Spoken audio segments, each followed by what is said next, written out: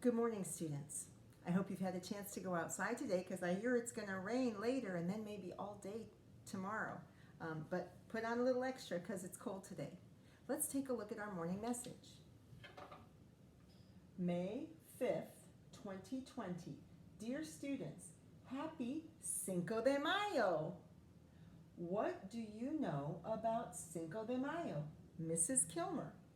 So, Cinco de Mayo, 5th of May. Let me get my little calendar marker. Today is the holiday Cinco de Mayo, the 5th of May. I'm wondering, what do you know about Cinco de Mayo? Do you know anything about Cinco de Mayo? I think most of us know that it's some kind of holiday to do with Spanish-speaking families and heritage, maybe with Mexico. Well, I've been looking up more about it because I was interested to know more myself. So, if you will remember, earlier in the year we studied about explorers and the kings and queens of Europe and how they used to send their explorers and send people to the New World because they were always looking for more sparkles, spices, and silks, right? All the way back to Columbus, we studied that. So as history continued through time, you know how explorers came to the United States, what is now the United States, and they set up Jamestown, and eventually the colonists in Jamestown got their independence and their freedom from England, from their rulers in Europe. And the same thing happened in the area of Mexico. Mexico was kind of conquered and ruled over by Spain, the country of Spain, but the people of Mexico got their independence. But just because they had their independence didn't mean that all the countries of Europe left them alone. And you know, we had that same problem, right? Even after our independence, we kept having conflicts, we kept having fights now and then with England and some other conflicts with other countries too. So anyway, Mexico was having some money problems. They had borrowed some money from some countries in Europe, and they told those countries, you know, we need to wait to pay back some of the money. And most of the countries agreed. But France, which was being led by Napoleon III, he said, ha, this is our chance to go over there and maybe take over some more of Mexico or somehow get involved and get something valuable out of Mexico. So Napoleon sent an army to Mexico. So the French sent their army to Mexico. They invaded Mexico to try to take over part of Mexico. And on the 5th of May in 1862, the Mexican army was able to push back and fight against a much bigger, stronger French army, and they won a battle in a place called Puebla. So that was what Cinco de Mayo was originally about, was when the independent Mexican army was able to defeat and push back a much larger, stronger French army. And that made them feel very proud and made Mexicans everywhere feel proud. But interestingly, it's not that big of a celebration in Mexico because it's not Independence Day, right? Independence Day is a different day in Mexico. But what it has developed into since the 1940s and 50s and 60s is when in the United States, people of Mexican heritage became more and more proud of their heritage and wanted to celebrate and share about their heritage. The festival, the holiday of Cinco de Mayo, became more and more popular. So nowadays, Cinco de Mayo is really in the United States, very widely celebrated, not so much in Mexico, and it's a celebration for people of Mexican descent to celebrate different aspects of their culture. Lots of times there's dancing and music and food and festivals and parades. So anyway, and interestingly, I don't know, I think I've mentioned this to some of my students, you know, my mom was Mexican-American from California. And so that's actually kind of where the Cinco de Mayo started up as a festival of Mexican heritage, was in California, and then it spread all over the United States. Anyway, I just wanted to share that fun information for people who are interested in history about Cinco de Mayo. And in celebration, we are going to enjoy a version of Mary had a little lamb, but this is Mary had a little llama. Mary had a little llama. María tenía una llamita. I'm going to read it in English, but this is in English and Spanish.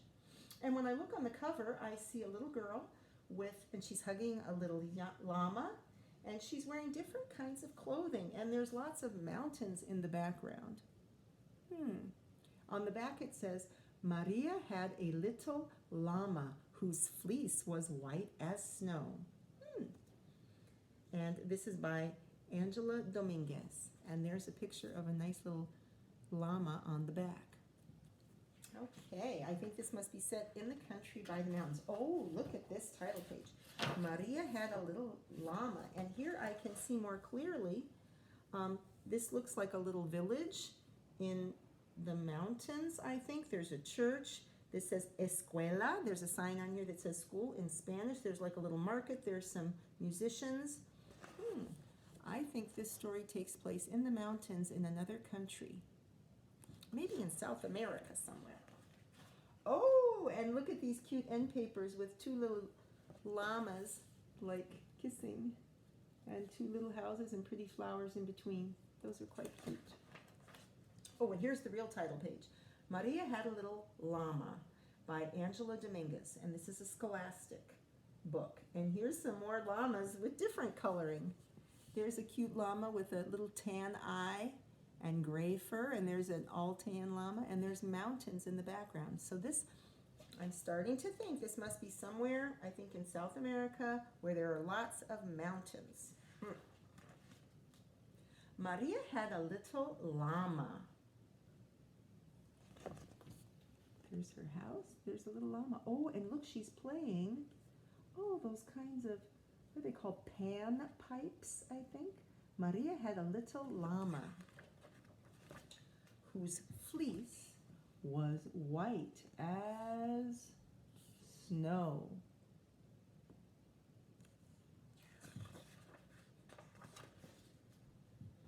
And everywhere that Maria went, the llama was sure to go.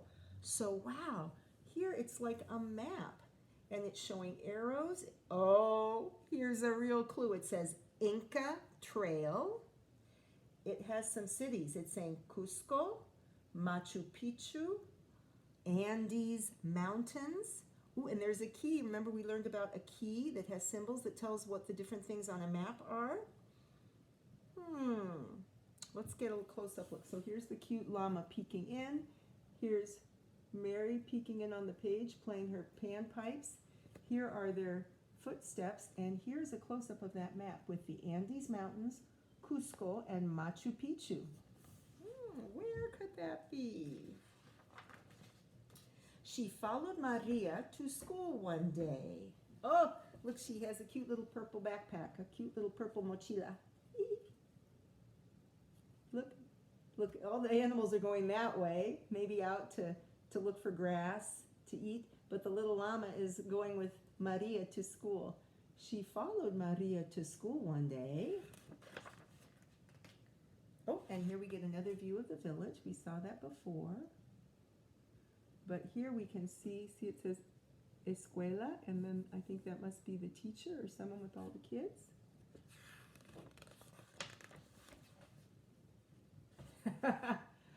That was against the rules.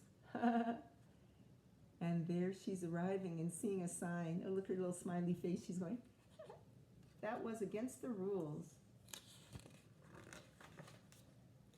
It made the children laugh and play to see a llama at school.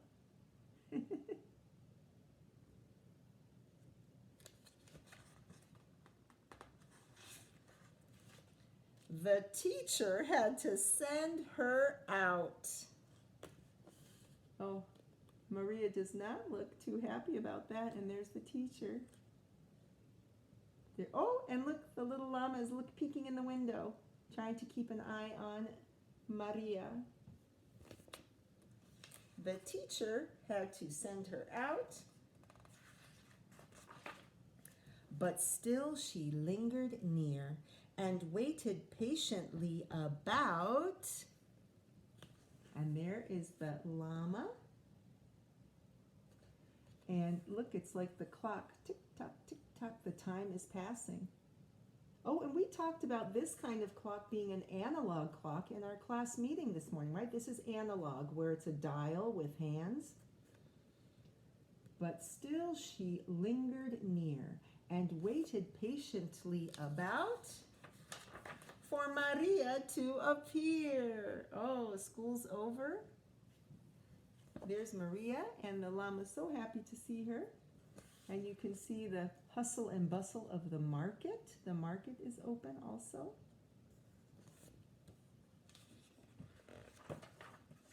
Why does the llama love Maria so? The eager children cried. Maria loves the llama, you know. The teacher did reply. Oh, it's just, this is very similar to the Mary Had a Little Lamb we read before. The end. Okay, and in the end, the musicians are in the street and they're playing. It looks like the llama is dancing, the children are waving and singing. Maria is playing her little panpipes, and the other llamas are looking on. The end. So, you know what? I want to look back because I got to do something at the end. And I noticed those musicians there, and I'm realizing that in the big pictures that showed the village, that there were musicians there as a detail. Do you see that? The musicians were there also. So then in the end, they played for Maria and her llama. So that was Maria Had a Little Llama. Now, my question for you is, what is the setting of this book? I'm wondering if any of you can do some research and figure it out. We know, I think it's in South America because they're speaking Spanish. It could be in Central America, except it's acting like they have really big mountains. And I don't think there are really big mountains in Central America. We saw on this page, I'll show you these clues one last time. On this page, where it talked about everywhere that Maria went, the llama was sure to go, there was a map that showed the Andes Mountains, Cusco, and Machu Picchu. So I look forward to hearing from you when you figured out what the setting, where the location for this story is, for this version of Mary Had a Little Lamb, or in this case, llama, okay? And I look forward to seeing you this afternoon for our second book.